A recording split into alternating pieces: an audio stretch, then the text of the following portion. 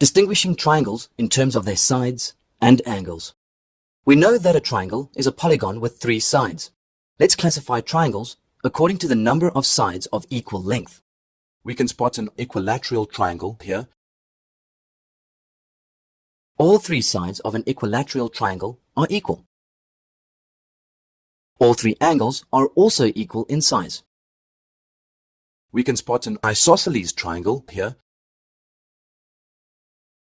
An isosceles triangle has only 2 equal sides. The isosceles triangle has one axis of symmetry which divides the triangle into 2 right-angled triangles which are mirror images of each other. Hence, the angles opposite the equal sides are also equal. We can spot a scalene triangle here.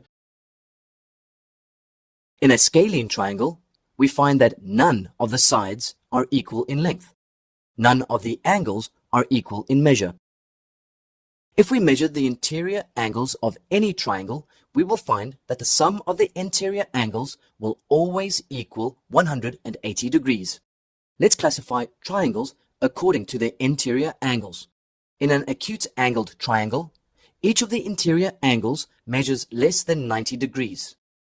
We can spot an obtuse angled triangle here, as it has one interior angle that measures greater than 90 degrees.